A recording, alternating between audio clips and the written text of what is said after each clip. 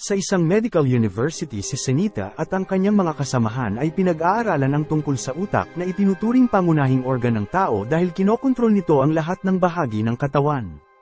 At habang nagsasaliksik sa mga kaso ng pasyente na nakaranas ng brain damage, nakita ng batang dalaga ang file ni Sanjay Sanya na na-diagnose na mayroon pagkawala ng memorya.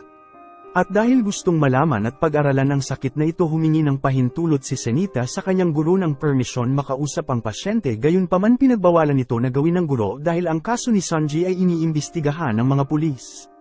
Sinabi ng batang dalaga na hindi niya iimbestigahan ang kaso, ngunit humiling sa propesor ng ilang impormasyon tungkol sa pasyente at sinabi ng lalaki na si Sanjay ay hinampes ng bakal sa ulo at pagkatapos ng pag-atake nawala nito ang kanyang memorya.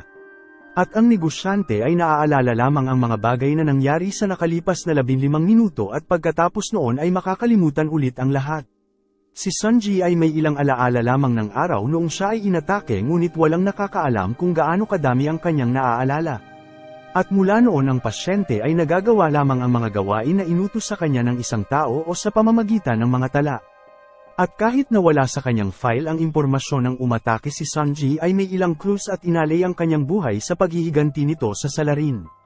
At upang gawin ito kailangan nitong tapusin ang ilang hadlang, kaya ginamit nito ang kanyang mahusay na lakas at hindi kapani-paniwalang pakikipaglaban upang tapusin ang lahat ng hamarang sa kanyang landas. At matapos na tapusin ang isa sa kanyang mga kalaban, kumuha si Sanjay ng isang litrato upang ipaalala sa kanyang sarili ang kanyang listahan at kinuha ang cellphone para kunin ang isang numero ng lalaki na kilala bilang Gajani na siyang pangunahing target. At lumipas ang ilang oras, dumating ang mga pulis sa lugar at inimbestigahan ang bangkay ng lalaki upang kilalanin ang isang posibleng suspect. Si Inspector Arjun ay ang namamahala sa kaso at nagsusumikap na makahanap ng clues na magdadala sa kanya sa kriminal, at sinabi nito na mahahanap niya ang salarin sa susunod na 48 oras. At dahil pangalawa na ito sa tauhan niya na pinapatay, alam ni Gajini na siya na ang susunod, kaya kailangan na hanapin ng lalaki kung sino ang may pananagutan sa mga pagpatay upang tapusin na ito. At sa mga litrato at tala nagawang bumalik ni Sanjay sa kanyang address sa tulong ng isang taxi driver, at nalilito nang pumasok ito sa loob ng kanyang tirahan na parang ito ang unang beses niya sa loob. At pagpasok sa loob, nakita ng negosyante ang lahat ng ebidensya at impormasyon na kanyang kinolekta sa nakalipas na 2 taon upang makumpleto ang kanyang paghihiganti. At sa sumunod na umaga nagulat si Sanjay dahil hindi nito naiintindihan ang mga nangyayari, kaya inimbestigahan ng lalaki ang lugar upang maghanap ng ibang tao, at nang matuklasan nito na mag-isa lang siya sa bahay, nagtungo ito sa banyo. At habang papalapit ito sa salamin, nakita ni Sanjay ang isang tala na nagsasabi na tanggalin ang kanyang kamiseta, at natuklasan nito ang maraming tato sa kanyang katawan. At sa pamamagitan nito mayroon siyang access sa pangunahing impormasyon na makakatulong sa kanya na mahanap ang taong pumatay kay Kalpana, at matapos na mabasa ang pangalan ng kanyang minamahal.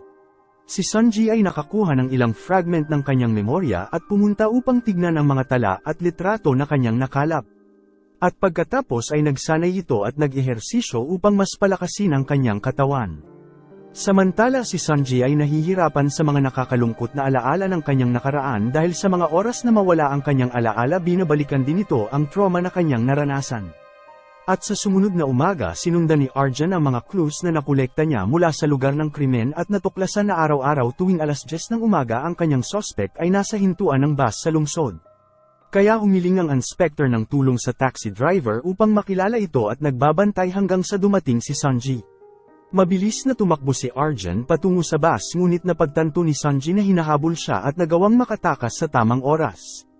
At sa umagang yun pumunta ang lalaki sa ospital upang subaybayan ang kanyang kalagayan, at nakita ito ni Senita.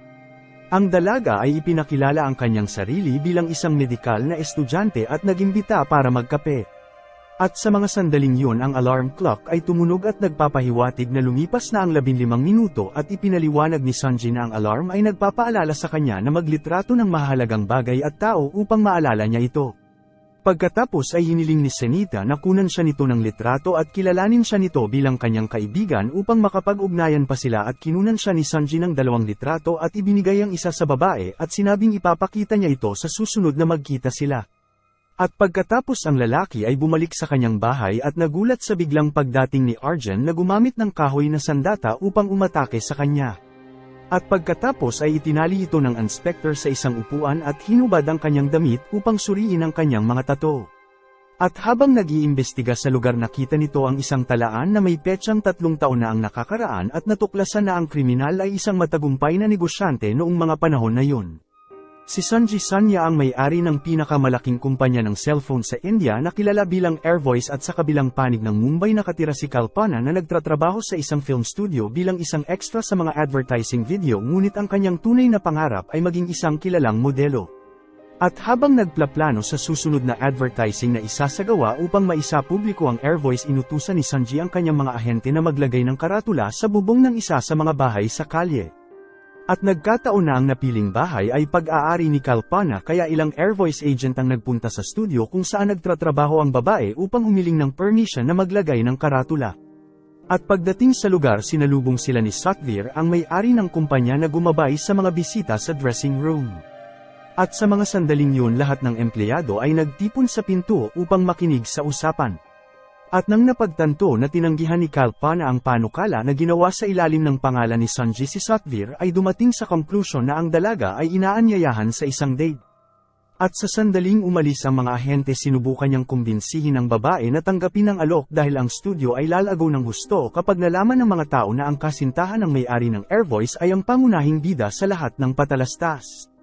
At dahil nasabik sa pagkakataon na maging isang sikat na modelo nagpasya si Kalpana na manatili sa kwentong imbento ng kanyang boss at ang kahilingan nito na tawagan ang kumpanya at ipinaalam na tinatanggap nito ang alok ni Sanjay. At sa araw na yon si Kalpana ay nabigyan ng lead role sa lahat ng commercials at unti-unting sumikat. At hindi nagtagal ang kwento na si Sanjay ay nakikipag-date sa isang modelo ay naipublish sa lahat ng mga magazine at ang negosyante ay nagpasya na puntahan ng personal ang babae. At habang papunta sa studio nakita ni Sanjay ang isang magandang babae na tumutulong sa mga batang may kapansanan na tumawid sa isang tulay na kahoy at nabighani ito sa kanyang kabaitan. At lumipas ang ilang minuto dumating ito sa kanyang destinasyon at nagulat nang matuklasan nito na si Kalpana ang batang dalaga na nakita niya sa daan. At dahil sa pag-aakalang ang lalaki ay isang reporter sinabi ni Kalpana ang imbentong kwento kung papaano sila nagkita ni Sanjay at matapos na marinig ang mga kwento hindi nakasagot ang lalaki at ipinagpalagay ni Kalpana na nandoon siya para makibahagi sa paggawa ng susunod na pelikula.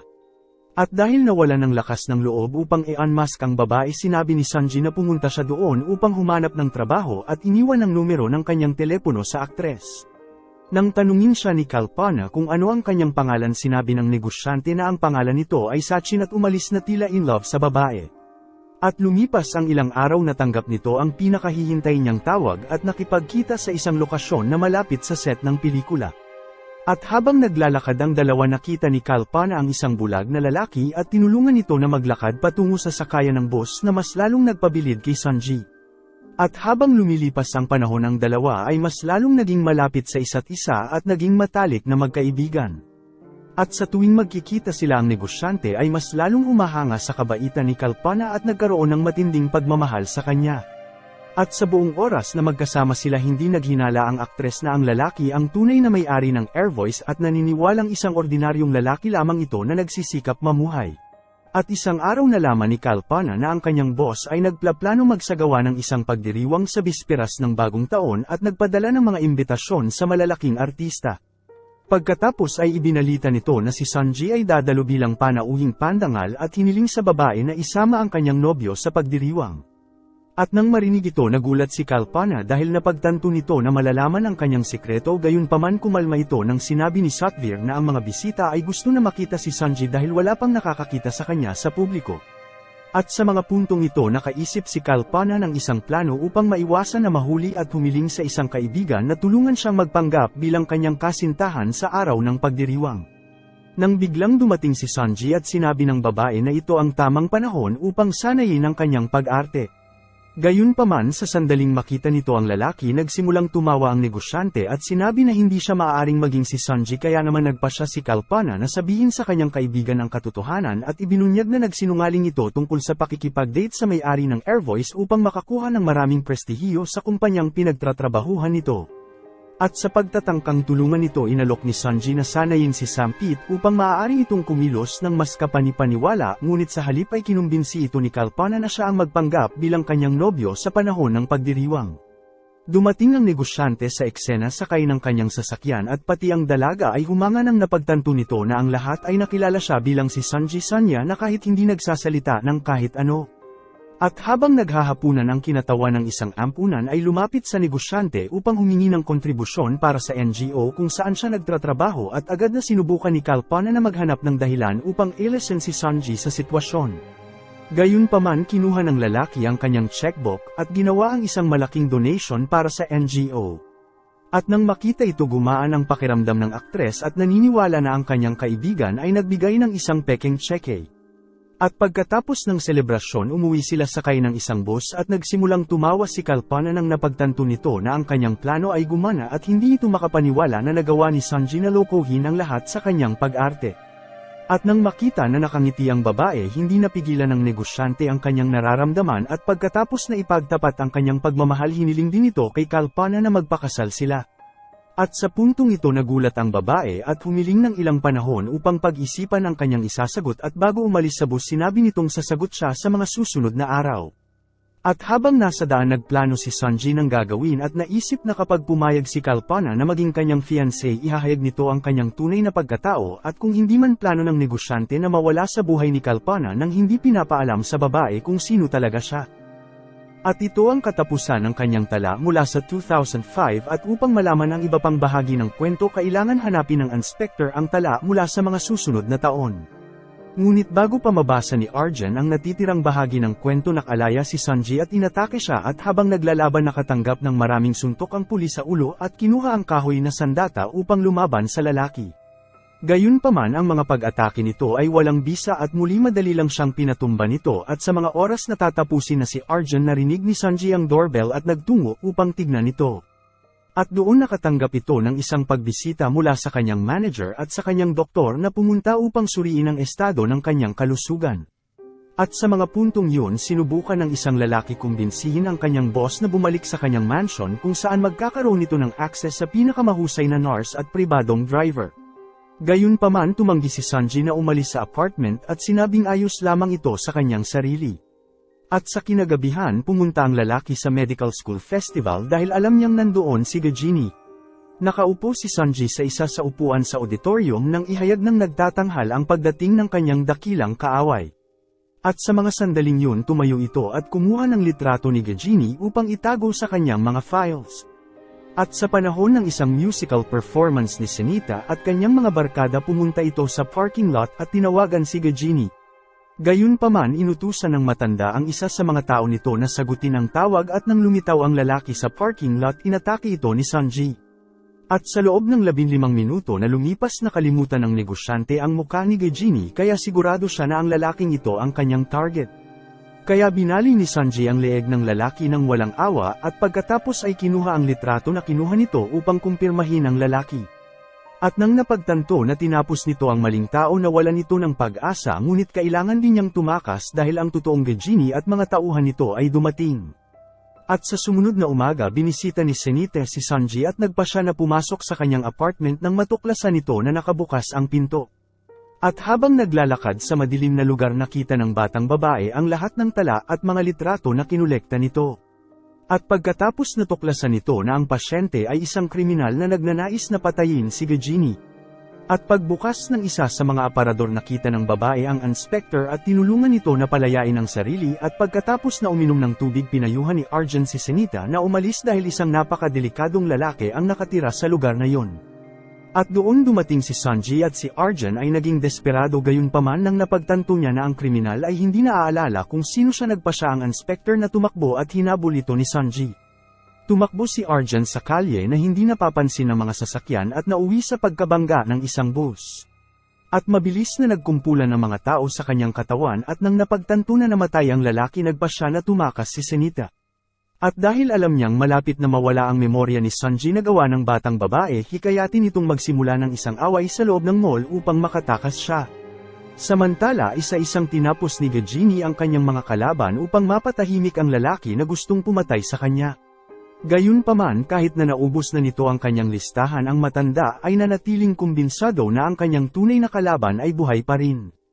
At sa sumunod na araw nakatanggap ito ng pagbisita mula kay Senita at inihayag ng batang babae na naroon ito upang balaan siya tungkol sa isang kriminal na gusto siyang patayin.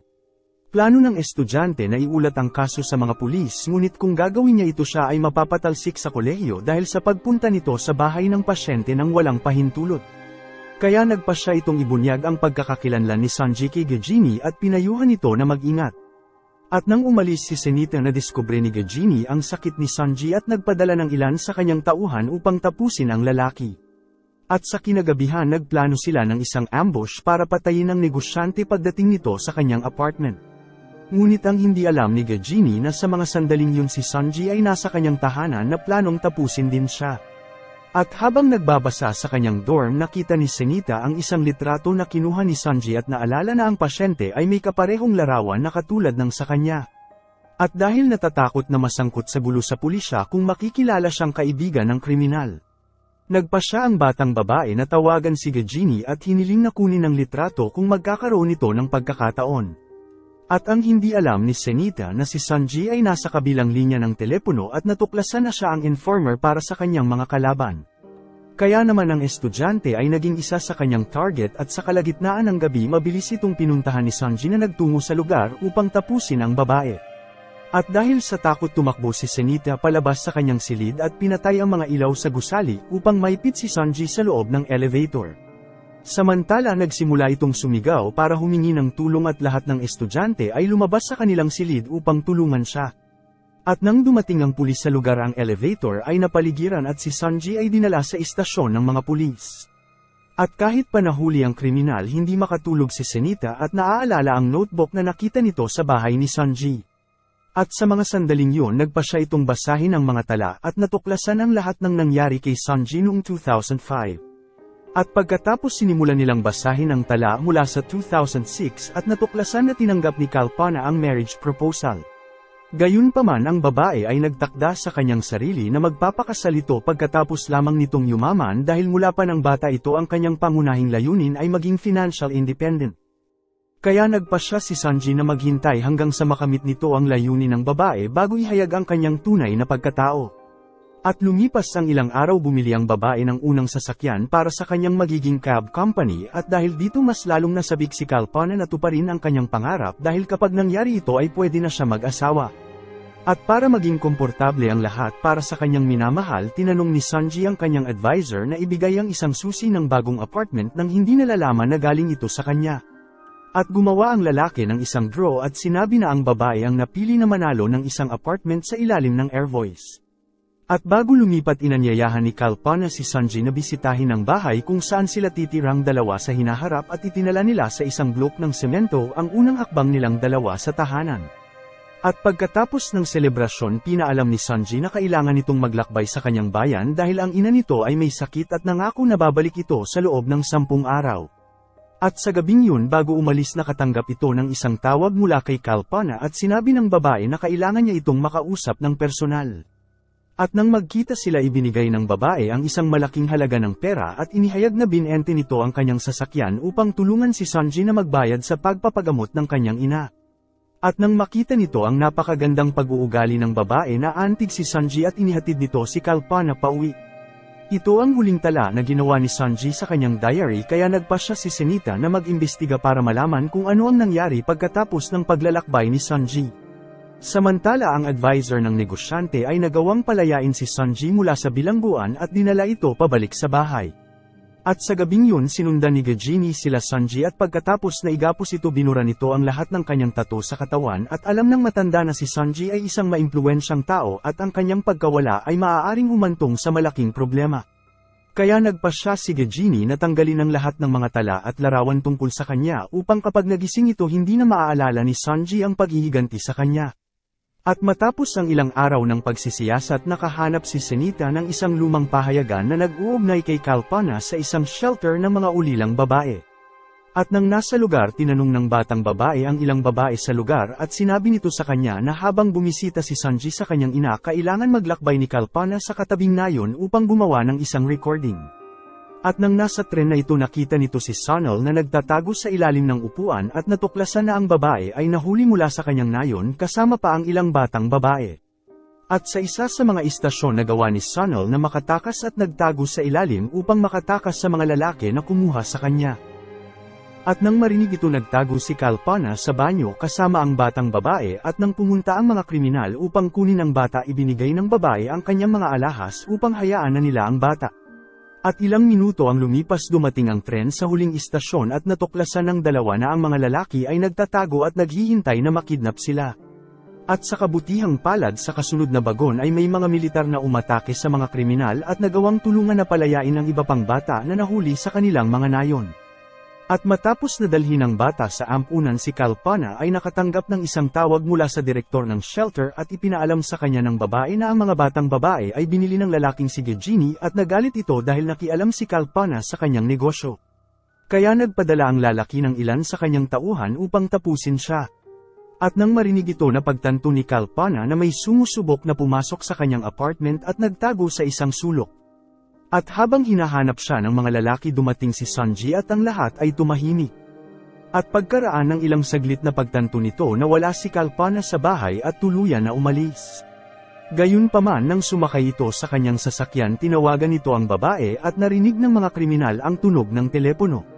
At nang matuklasan nito na ang apartment ng kanyang minamahal ay pinasok ng masasamang loob mabilis itong tumakbo sa loob at nang makita niya ito ang babae ay sugatan na. At inatake ito ni Gajini sa ulo gamit ang isang metal na bagay at ang huling nakita nito bago mawalan ng malay ay si Kalpana na wala ng buhay. At nang matuklasan nito ang tunay na dahilan ni Sanji sa pagnanais na makaganti dinalaw ito ni Senita sa ospital at tinulungan siyang maalala ang lahat ng nangyari. At lumipas ang ilang minuto dinala ng dalaga si Sanji sa lugar kung nasaan si Gajini at mabilis nitong tinapos ang lahat ng gwardya na sumubok na pigilan siya. Mag-isa at walang dala na gawa ng negosyante na tapusin ang ilang lalaki na armado ng mga sandata at pumasok sa kuta ng kanyang kaaway. At nang makita ito inatake siya ni Gajini ngunit hindi nito nagawang ipagtanggol ang sarili at labis na nasaktan sa mga atake ni Sanji. At ang tanging pagpipilian niya ay ang tumakbo ngunit mabilis siyang hinabol ni Sanji sa buong bahay. Habang lumitaw ang ilan sa tauhan ng matanda at sinubukan na pigilan ni Sanji ngunit wala sa kanila ang nakapigil sa lalaki. At sa panahon ng paghabol ang 15 minuto ay lumipas at nawala ni Sanji ang kanyang memorya gaya ng dati ngunit sa pagkakataon na ito wala sa kanya ang mga tala at litrato upang gabayan siya kaya naiwan itong tulala.